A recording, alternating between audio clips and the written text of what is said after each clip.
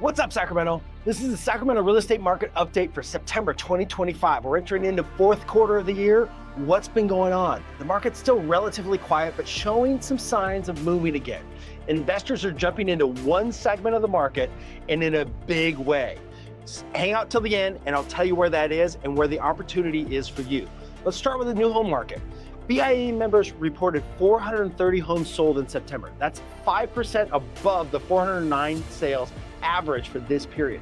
Sales were still down from August and September, but that's typical as we head into the year end. Traffic has been slow in most communities. We've started to see some incentives going away, but that's been in lieu of price reductions, and some have been going away because of reduced standard inventories. Most of the builders are getting through their inventory, so those opportunities are waning. Now let's look at the resale market. Based on data from Trend Graphics, the average price for a sold home in September for the 4-county region that we track increased to $679,000, and that's an active, and that's on the active price was up 0.4% to $803,000. So that's the difference. You see the sold price $679,000 and the active list price at $803,000. So there's still a big gap in there of what people want to sell it for versus what the actual selling is for. So just something to keep in mind, but that's a kind of a normal spread that we're seeing. Price per square foot in the region was also up slightly to $341, but it was down 1.2% from this time last year. Now, the number of homes sold continues to increase from September, a total of 1,690 homes, up 3.6% from August and up 11.6% from this time last year. Now, pending sales also jumped 6.4% in August against August and are up 9% from the same time last year. So sales are still happening.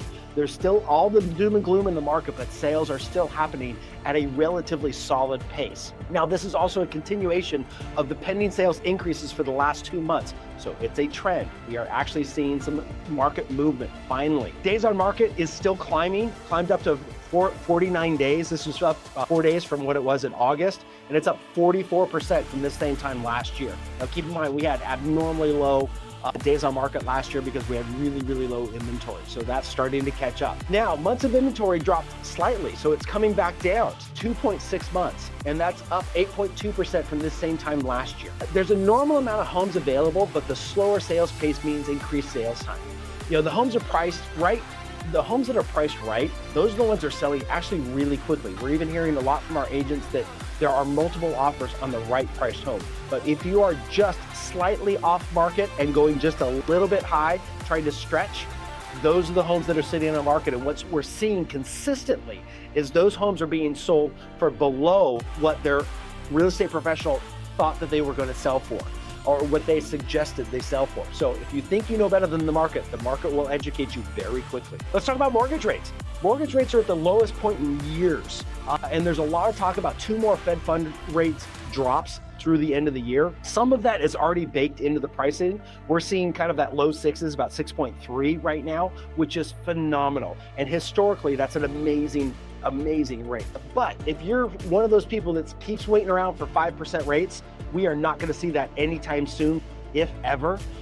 So if you're waiting, the equity gains that you're going to lose are going to far outweigh this quote savings that you're hoping to get by waiting for a lower interest rate. Guys, we're hearing from everybody right now. They're waiting and waiting and waiting.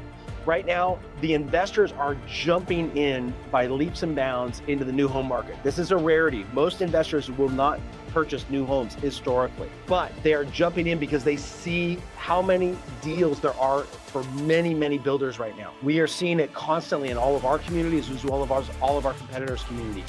This is a moment in time. The investors only look at zeros and ones. Does the deal make sense? They buy or don't buy based on that. They are buying. You, as the consumer, in general, are not buying because you have this random fear of interest rates. Well, you're missing out on all the great deals, and you're missing out on great equity building right now in the market. Start paying attention to what's going on in the market and stop dealing with fear and dumb headlines. Work on it.